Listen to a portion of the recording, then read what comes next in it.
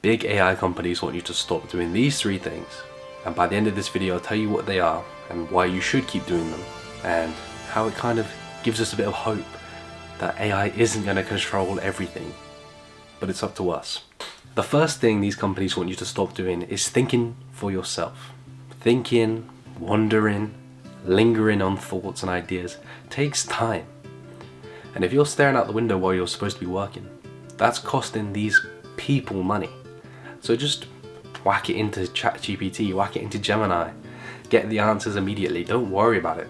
Don't rely on your own critical thinking skills, just let them do it for you. AI wants us to give up our hands. There will be no reason for them. We'll stop working, we'll stop trying, we'll stop being a tool. I was reading this article about how ChatGPT is used by HR companies to check CVs, and employees are using ChatGPT to write CVs, so really there's no actual human interaction in the employment sector anymore. But it's a cycle that feeds into itself, because more people are getting rejected without reason because ChatGPT just says no, so then that incentivizes you to mass produce CVs for different companies, but you don't have time, so you just give it to ChatGPT. So then your CVs are worse, so HR just uses ChatGPT to check them, and it's just this awful cycle. And I was reading this article about it, and then I saw that they had an AI voice audio option if you wanted to, and I was kind of, that seems like a conflict of interest. It's sort of criticizing AI while using AI. So that's alarming. We need to hold on to our hands. We need to use our minds. We need to work hard. We need to think for ourselves. But AI doesn't want us to work, doesn't want us to waste time reading CVs. It doesn't want us to waste time thinking about things, pondering over what is right or wrong. It just wants you to plug in a question and it gives it to you immediately. But that's not how we come to the best conclusions. You won't be knowledgeable, you will just have information. There's a not so distant future where if you want to be a poet, you just ask ChatGPT to come up with a backstory that's sad, then ask ChatGPT to write a poem about it. And there you go. There's no reason for you to experience struggle, love, go out in nature and stare at beautiful birds and trees to write poetry about. You just sit there, ask ChatGPT to come up with it all, then post it online. There will be no reason to be inspired, there will be no reason to learn to write well, and maybe one day there won't even be a reason to learn to read. You can just use voice prompts to ask ChatGPT to do it for you. It does sound kind of dystopian. Everyone should be reading dystopian novels because that's the kind of way we're heading. And the thing with dystopian novels is they sway political myths, and political myths sway laws and policies. If we ignore the kind of things that these books are telling us, we open up a whole different can of worms that can be far more problematic. One thing that I think should 100% be illegal is these AI book summaries. They are disgusting and crude and just misrepresentations and missing the whole point of reading books to begin with. It's something that we should not lose the ability to do.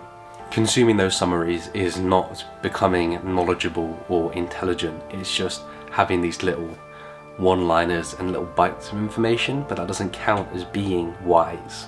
Here's a summary of 1984 that I asked ChatGPT to write. There are spoilers if you're planning on reading it. 1984 by George Orwell is a dystopian novel set in Oceania, a totalitarian state ruled by the Party and Big Brother, where constant surveillance and propaganda control every aspect of life. The story follows Winston Smith, whose job is to alter historical records and who secretly rebels against the regime by thinking independently and starting a forbidden relationship with Julia. Their attempt to resist fails when they are betrayed and arrested, and Winston is brutally tortured until he accepts the party's version of reality. The novel ends with Winston completely broken, having lost his individuality and come to love Big Brother, highlighting the dangers of absolute power and manipulation of truth. How did that make you feel? Do you feel inspired to change? Probably not. The struggle, the problems, the overwhelming domination and fear that goes into Big Brother is completely lost on you and me through that summary, because You don't know the story, you don't know what was going on, you don't know the absolute depth of everything. You just have this statement that doesn't have any meaning. So to say that you understand 1984 from that is false. You don't. And that is playing into AI's hands. They want you to not understand these books. They want you to not sit and read for hours and hours. They don't want you to think about what the story means. They just want you to go, oh yeah, I know that story. That doesn't help anyone. These big companies would love it if you went minimalist. The idea that less is more is relatively new, and it involves just giving up all of these possessions that you have. The idea that you should give up everything that you have, and that your house would be a lot nicer if it was all tucked away into nice little neat boxes and everything was grey and beige. It's not really inspiring for a human. If you get rid of all of your books and just have a Kindle to minimize, you're only benefiting Amazon. If you get rid of all of your DVDs, you're only benefiting Netflix. If you digitize your family photos, then Dropbox benefits. Minimizing only saves you space, but then you don't have anything to put in that space anyway. You're only benefiting big companies by doing this. Humans need real things. I attach emotions to real things, not subscriptions to Netflix. I still vividly remember going to Blockbusters one Friday night, renting out Fly Me to the Moon, which was just an awful film, and having those awful red and blue paper 3D glasses that really hurt my ears. But that's a pretty fun and fond memory I have. I don't vividly remember having any particularly good relationship with Netflix. There's no memory here that's like, oh yeah, Netflix really saved me that day. The value of an object is its usability, but also its ability to attach memories to it. The day I'm gifted a Spotify subscription gift card thing instead of a real thing is the day I just go crazy and I give up this calm demeanor.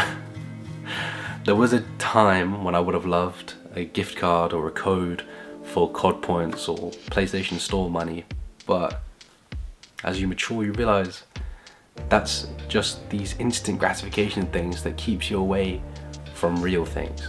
Let me just get an example. Two things I really want to get rid of because they're childish are Funko Pops, and I've got this box of Lego figures, and on my windowsill I've got a Simpsons Lego, if you can see that. The Simpsons house. One part of me is saying that's really childish and I shouldn't have it, and it has no place in this wannabe academic philosopher lifestyle. But the other part of me holds these fond memories with these pieces of plastic. Emperor's New Groove was one of my favourite Disney films, still kind of is. It's not the most powerful or impactful, but I just really like it. And these Lego figures and models and things I spent hours and hours building. The Simpsons house took me days. I've got Batman stuff in a box. Each has specific positive memories attached to it. Why would I want to get rid of those things? I spent days making the Simpsons Lego and then trying to make these stop motion animations with it. Why would I want to throw away all of the memories I have attached to these things? Yeah, it takes up a bit of space, but it's valuable space. These memories aren't just self-contained. They're attached to my parents, my brother, my grandparents, friends that I had over to come and play with them that I don't speak to anymore, without becoming a hoarder. Things like this can connect us to who we were, remind us of how far we've come, and the people that we were doing it for and with. These big companies don't want you to have things. They want you to just experience things on Netflix, Amazon Prime, on PlayStation. These aren't real things that you can hold and be molded by. It's always great when you just find something small in the back of a drawer that takes you back to a different time, but it's not the same when you're just scrolling through Amazon Prime and you're like, oh yeah, I watched that film with someone once.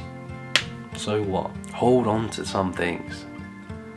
Minimalism only benefits the big companies that can supply you with these cloud-based services. Real value is in the things. Lastly, these big companies would love it if you stop taking photos and just stick to selfies. No one cares that you spent a weekend in the Alps because we can just Google a photo of that. What we want to see is your face in front of the Alps. Similar to real things, photos bring back memories. They remind us of people that we no longer speak to. But selfies don't. Selfies are just a performance. Compare an old family photo of you messing around as a child, just completely in the zone, obsessed with what you're doing. The toy you're playing with, the friend you're hanging around with, the family member you're sat next to you while you're watching a film. That is nice, that is real. Whereas selfies are always just this, trying to get the perfect angle, perfect lighting. It's never real, it's never authentic. You never see someone unhappy in a selfie unless it's to really prove a point. But that is 0.0001% of selfies are like that. Here's a one-liner to prove it. Nobody prints off selfies. They don't hold the same value as a photo of you doing something, of you skiing, of you camping, compared to you just taking a selfie of yourself. It's not the same. A printed photo of you and your significant other is far more precious than just a selfie of you two in front of some expensive or scenic backdrop. There is such an emphasis from big companies to flood social media with selfies of us doing certain things, looking certain ways. We're always trying to have a more impressive selfie than our friends and followers. We're trying to one-up everyone in every single way. But the thing with selfies is they tell no story. It's just some information that you are there doing this. There's no depth, there's no passion behind it. And that is what they really want. They want us to stop communicating. They want us to stop telling stories. Because when we stop telling stories, AI wins. Eventually, the selfies that we flood social media with will be made by AI, and then what do? I don't need to climb Everest anymore because AI can make a photorealistic selfie of me at the top of Everest. If we stop having these good photos that have real value, that hold stories, then what are we really trying to achieve on social media? We're all going to be bored on social media, not trying to curate anything, just trying to give ourselves stimulus. Because one thing big companies and AI doesn't want us to do is be bored. They don't want us to think about things, they don't want us to reflect and look back on what we're doing, what we've done, where we're heading, thinking we're free, but really our only choice is between TikTok and Instagram. It's scary. It's not the life for us. So here's a few things that you should try and do to resist AI, just in your own life, and hopefully it spreads into other people's. Our deadliest weapon against the AI uprising is allowing ourselves to be bored. Stare at the ceiling. Go for a walk without headphones, without a phone at all, and just look around. For some people that's like unimaginable. Why would I go for a walk? Why would I look around? Why would I spend time in nature? There's nothing good there. There's only good things there. And most importantly, your thoughts are there. When I'm sat here and I turn my phone off, I'll probably turn the TV on, look on my laptop for something, check emails. My brain doesn't have time to be bored and come up with its own ideas. Hold on to the things that you love. When your phone is turned off, your laptop's done, TV's off for the night, and you're just looking around your room, it's only the things that are actually there that are going to make you feel something that like this is worth going on for. When I look around right now, what am I seeing? I'm seeing DVDs that I used to watch when I was growing up. I see the Nintendo Switch, which I have some phenomenal memories with, but I don't remember the game themselves. I remember the people that were sat around this room that I was playing with. These are the kind of things that we should be holding on to. Lastly, just try and ditch selfies altogether. Try and practice some mindful, intentional photography. You can see it in your own camera roll that you've got 200 photos of the same thing, just trying to get the right angle. That is not some specific, in the moment, I'm enjoying this, let me just grab a quick photo. That is specifically performing for the camera. That is not valuable. That is not going to bring back good memories. When I think of that, I just think of, oh, I'm just sat here trying to get, oh, this is wrong, oh, someone's in the way. That doesn't matter. What matters is the story the photo tells. Honestly, just buy analog cameras and remove the ability to do that. You get 1 or 2 and then you don't want to waste any more because it costs you like 50p a photo. That's all we can do for now. I would love to be told I'm wrong. Just please don't let the big companies win in this way. Please just read some books. I'll see you soon.